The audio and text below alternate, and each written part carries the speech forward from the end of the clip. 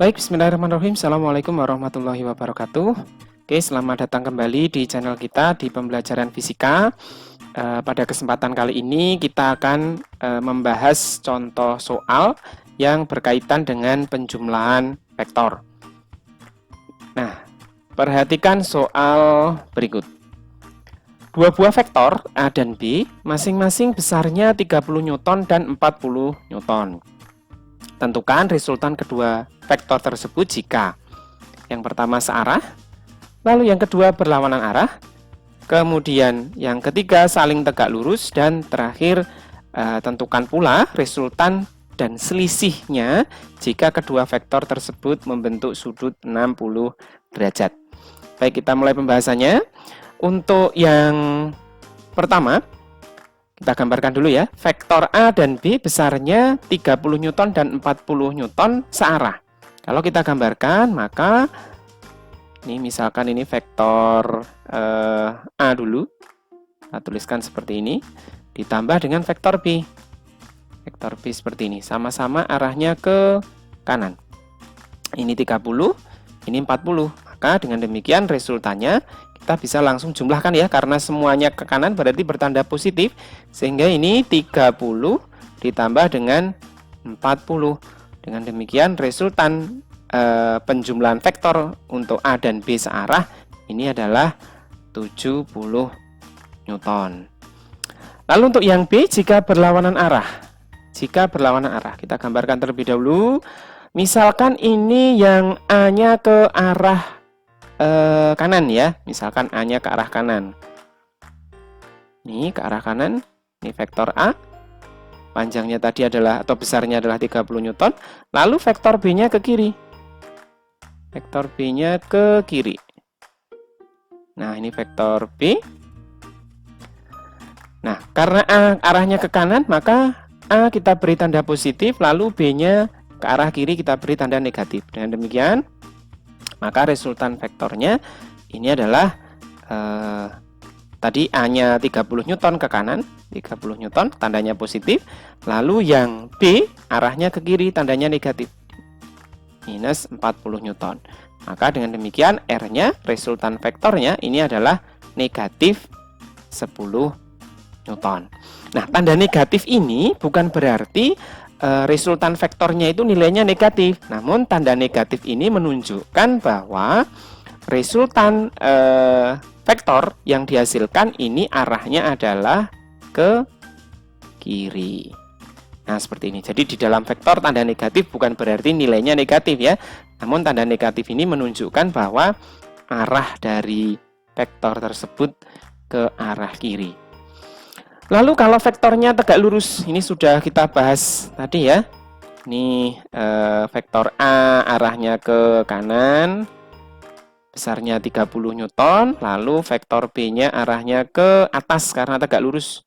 Kita misalkan ini vektor B ke atas. Nah, ini vektor B. Ini vektor A. Untuk menyelesaikan ini kita bisa menggunakan Pythagoras ya.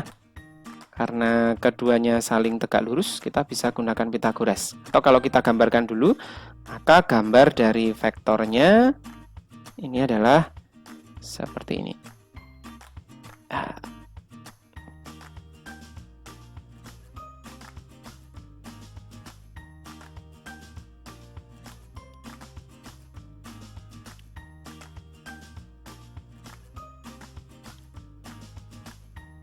Nah, ini adalah resultan vektor A ditambah B jika dia tegak lurus. Kita bisa gunakan Pythagoras. Maka akan kita peroleh R kuadrat sama dengan A kuadrat ditambah dengan B kuadrat. Maka R kuadrat ini sama dengan 30 kuadrat ditambah dengan 40 kuadrat. Maka langsung saja ya, hasilnya ini R-nya sama dengan 50 Newton. Nah, seperti ini. Lalu bagaimana kalau yang D ini? Tentukan pula resultan dan selisihnya jika kedua vektor tersebut mengapit sudut 60 derajat. Kita gambarkan dulu ya. Jadi misalkan ini vektor A tadi arahnya ke kanan. Ke kanan. Lalu dia mengapit sudut sebesar 60 derajat. Jadi vektor B-nya arahnya ke sana. Ini vektor B. Nah, dia mengapit sudutnya ini sebesar 60 derajat. Kita bisa gunakan aturan kosinus yang sudah kita temukan tadi sebelumnya ya, yaitu R ini atau besarnya R ya.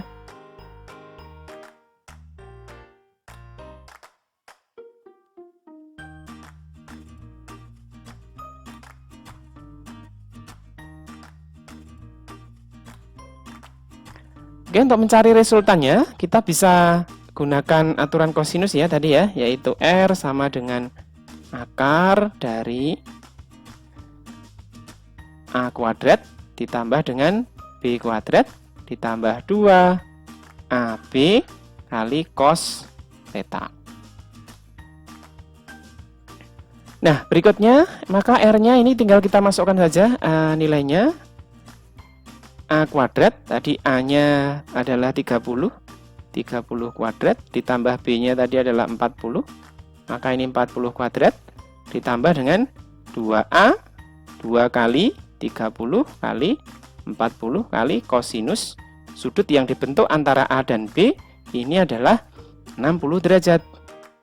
Nah, maka R-nya menjadi akar dari 30 kuadrat, ini nilainya adalah 900 ditambah dengan 40 kuadrat, ini 1600 ditambah dengan, ini kita bisa tentukan dulu nilai cos-nya ya, bisa kamu ingat kembali di tabel yang sudah kita bahas pada pertemuan sebelumnya, nilai cos 60 ini adalah setengah. Dengan demikian, ini 2 kali 30 dikali 40 dikali cos 60 ini adalah setengah.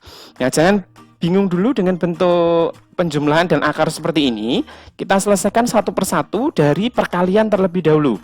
Ya, jadi 2, 30, 40 kali setengah ini kita selesaikan dulu.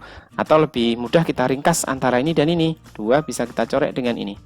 Nah, dengan demikian, maka R-nya menjadi akar dari 900 ditambah dengan 1600 ditambah dengan 30 kali 40, yaitu 1200.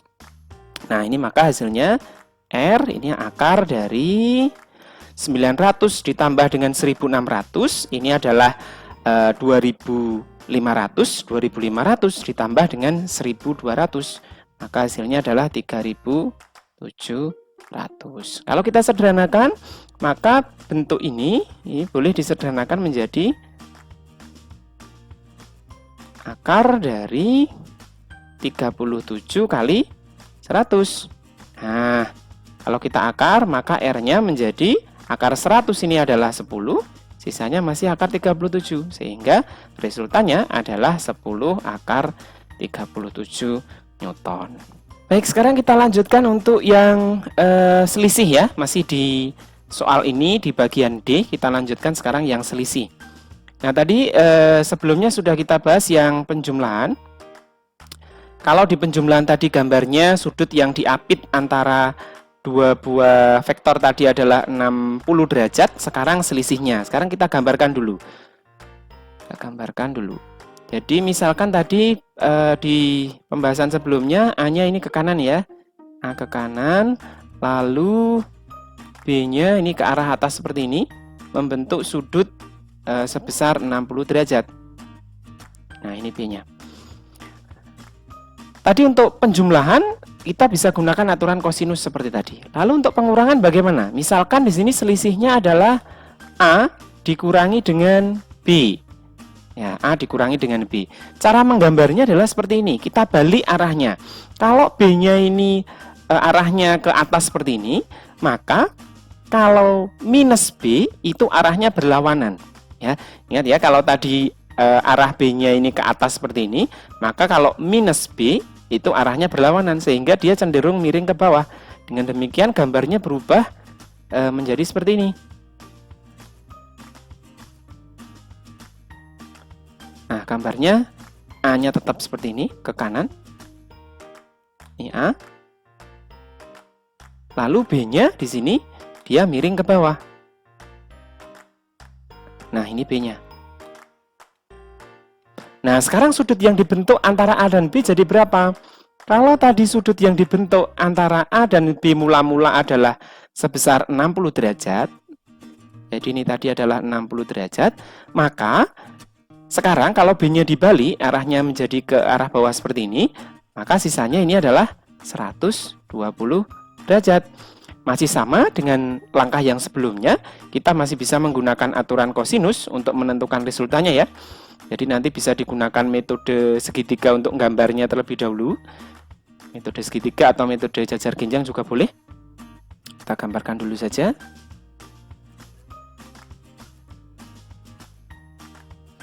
Nah, jadi A-nya boleh digeser ke sebelah sini. Ini A-nya boleh kita geser ke sebelah sini. Ya, ini A-nya kita geser ke sebelah sini. Nah, kemudian resultannya adalah dengan cara menarik dari awal vektor ke ujung akhir vektor. Nah, kemudian resultannya adalah ini. Nah, nanti kalian bisa gambar lebih bagus lagi ya di bukunya masing-masing. Nah, ini adalah selisih antara vektor A dan vektor B. Nah, seperti ini. Jadi, A-nya boleh digeser seperti ini. Lalu, cara menentukan nilainya bagaimana? Ya, untuk menentukan nilai dari vektor ini, kita bisa gunakan aturan kosinus seperti tadi. Maka, resultan dari A min B, ini kita gunakan aturan kosinus sama seperti tadi, yaitu akar dari A kuadrat ditambah dengan B kuadrat ditambah dengan 2A kali B kalikan cos. Nah, hati-hati sekarang. Sudutnya tidak lagi 60 derajat, karena 60 derajat tadi adalah di sini. Sudut yang diapit antara A dan B ya.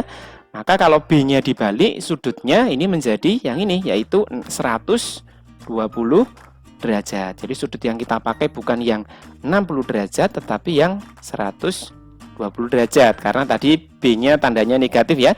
Tanda negatif ini menunjukkan bahwa arahnya berlawanan dengan arah mula-mula.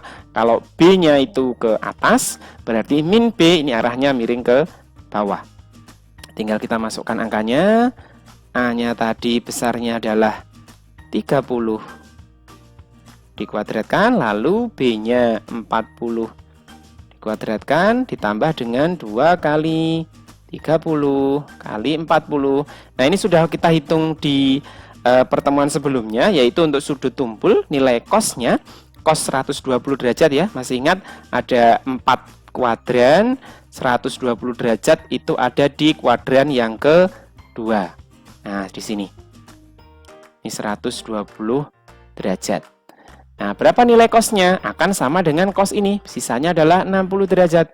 Namun hati-hati, cos di kuadran 2 itu tandanya negatif. Sehingga cos 120 derajat ini sama dengan cos 60 derajat namun bertanda negatif. Dengan demikian hasilnya cos 120 itu adalah min 1/2 atau setengah.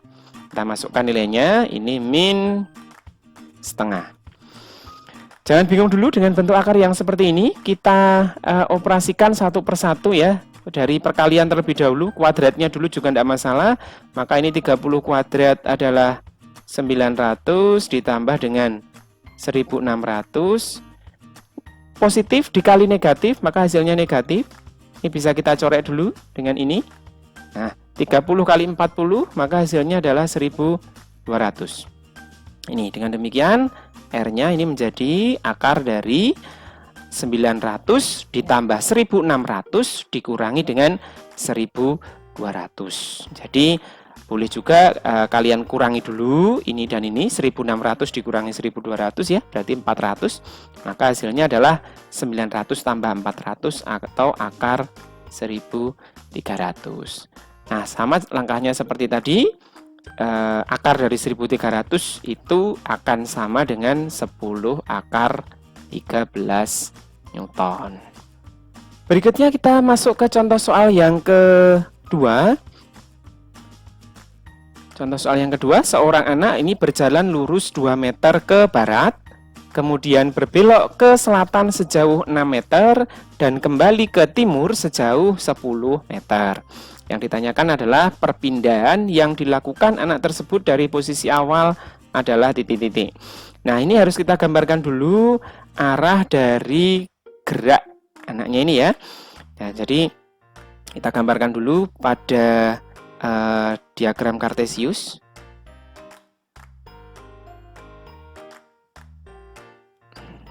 Nah, ini sumbu X, yang ini sumbu Y. Seorang anak berjalan lurus 2 meter ke barat. 2 meter ke barat itu berarti arahnya ke kiri. Arah mata angin ke barat itu ke kiri ya, 2 meter ke barat. Nah, kira-kira segini. Ini 2 meter. Lalu berbelok ke selatan. Arah mata angin ke selatan itu berarti ke bawah ya, sejauh 6 meter. Ya, berbelok ke selatan sejauh 6 meter. Kemudian berbelok ke timur sejauh 10 meter. Ke timur itu berarti ke kanan ya. Nah, misalkan di sini kita beri titik-titiknya, ini titik A, titik B, titik C, ini titik D. Yang ditanyakan adalah perpindahan yang dilakukan anak tersebut dari posisi awal.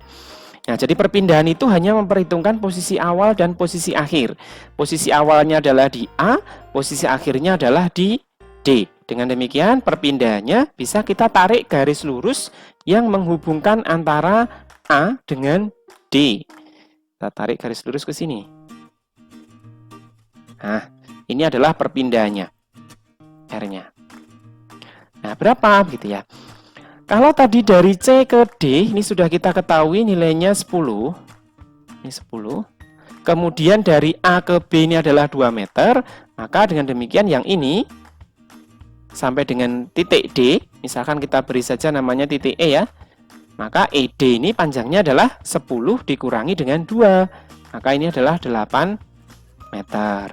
Kemudian AE-nya sudah kita ketahui, panjangnya adalah 6 meter. AE-nya sudah kita ketahui sama dengan ini. Nah, dengan demikian R-nya bisa kita cari dengan Pitagoras. Maka dari Pitagoras ini R kuadrat ini sama dengan AE kuadrat ditambah dengan ED kuadrat. Maka R kuadrat ini sama dengan AE-nya tadi adalah 6 kuadrat ditambah ED-nya adalah 8 kuadrat. Maka hasilnya R kuadrat ini adalah 100 ya. Maka R-nya sama dengan akar dari 100 atau R-nya ini adalah 10 meter. Dengan demikian perpindahannya adalah 10 meter. Hati-hati di option A dan B, ini ada dua jawaban yang hasilnya 10 meter. Kita lihat arah dari perpindahan anak ini, yaitu semula dari A menuju ke D. Maka dari arah mata angin, kalau di sebelah sini adalah sebelah timur, maka setelah timur ini adalah tenggara. Maka jawaban yang sesuai dari pernyataan ini atau dari soal ini adalah jawaban yang C. Gimana? Mudah ya untuk pembahasan kita kali ini. Kita akhiri sekian dulu. Jangan lupa rajin cuci tangan dan jaga kesehatan di rumah. Terima kasih. Assalamualaikum warahmatullahi wabarakatuh.